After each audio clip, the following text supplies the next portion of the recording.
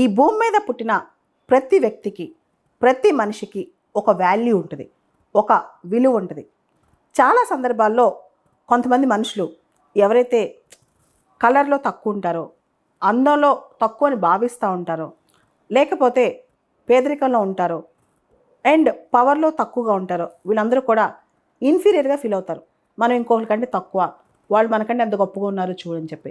కొన్నిసార్లు మన కుటుంబ పరిస్థితులు చాలా డౌన్లో ఉన్నప్పుడు, మనం చాలా తక్కువలో ఉన్నప్పుడు కూడా చాలా ఇన్ఫీరియర్గా ఫీల్ అవుతూ ఉంటాం.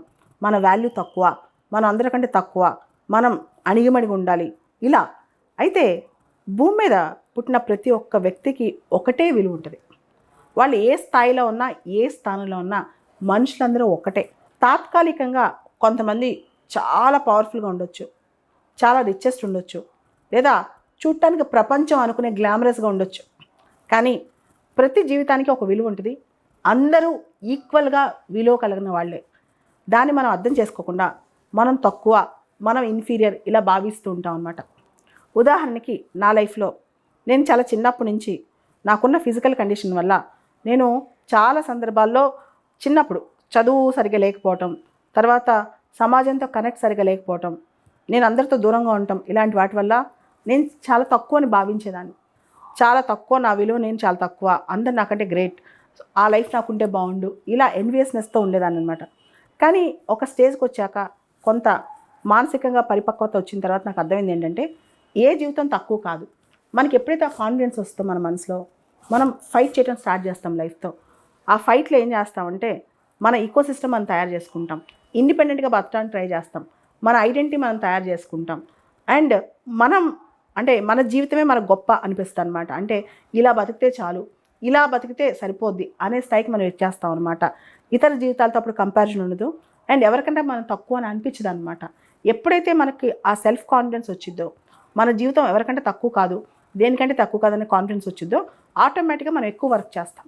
ఆటోమేటిక్గా మనలో మనం బయటికి వెళ్ళి ధైర్యంగా బతకగలుగుతాం. ఏ పరిస్థితిలో ఉన్నా ఒకసారి ఊహించుకోండి, ఏ వ్యక్తి అయినా సరే ఏమీ లేనప్పుడు, లేదా మనకి కాళ్ళు చేతులు సరిగ్గా పనిచేయనప్పుడు, లేకపోతే ఏదైనా సపోర్ట్ సిస్టమ్ అసలు ఏమీ లేనప్పుడు మనిషి అన్నీ వదిలేసి బయటికి రావాలంటే ఎంత ధైర్యం కావాలి. అంటే తన వాల్యూని తను ఎలా, అంటే సెల్ఫ్ ఎస్టీమ్ని కానీ సెల్ఫ్ కాన్సెప్ట్, మన కాన్సెప్ట్ని మనం ఎలా పెంచుకుంటాం అంటే మనం ఎవరికి తక్కువ కాదు, భూమి మీద ఎవరికంటే తక్కువ కాదు. ఇది మనకు అర్థమైనప్పుడు ఆ రియలైజేషన్ మనకు వచ్చిందనమాట. అప్పుడు నిజంగా మన జీవితంలో చాలా గొప్ప స్పిరిట్తో, చాలా గొప్ప పాజిటివ్ ఎనర్జీతో ఫైట్ చేస్తూ ఉంటాం. మనం గమనిస్తే ఇంకొక ఎగ్జాంపుల్ చెప్తాను. డాక్టర్ బిఆర్ అంబేద్కర్ గారు, ఆయన చిన్నప్పటి నుంచి ఒక డిస్క్రిమినేషన్ ఫేస్ చేశారు, కాస్ట్ డిస్క్రిమినేషన్ అనమాట. ఆయన చిన్నప్పుడు స్కూల్కి వెళ్తే ఆయన చాలా దూరంగా కూర్చోబెట్టేవాళ్ళు. ఆయన చిన్నప్పుడు స్కూల్లో మంచినీళ్ళ గ్లాస్ కూడా టచ్ చేయనిచ్చేవాళ్ళు కదా, ఎందుకంటే ఆయన అన్టచబుల్ అని చెప్పి. కానీ ఆయన పెద్ద అయిన తర్వాత ఇప్పుడు ఎంతమంది కోసం ఫైట్ చేశారు, ఇప్పుడు ఎంతమందికి ఆదర్శంగా నిలిచారు. మనం ఎక్కడ పుట్టాం, ఎలా పుట్టామని కాదు, ఎంతమంది జీవితాలు టచ్ చేసాం, ఎంతమంది జీవితాల్లో ఇన్స్పైర్ చేయగలిగాం, ఎంతమంది జీవితాల్లో కాస్తైనా మార్పు తీసుకొచ్చాం, అది ఇంపార్టెంట్ అనమాట. ఈరోజు నువ్వు ఏ క్యాస్ట్లో పుట్టావని, లేదా నువ్వు ఎంత వైట్గా ఉన్నావని, లేదా నీ కుటుంబంలో ఎన్ని డబ్బులు ఉన్నాయని, లేదా నీ కాళ్ళు చేతులు సరిగ్గా ఉన్నాయి, ఇవి ఇంపార్టెంట్ కాదు. అసలు అవన్నీ అవుట్డేటెడ్ రోజులు.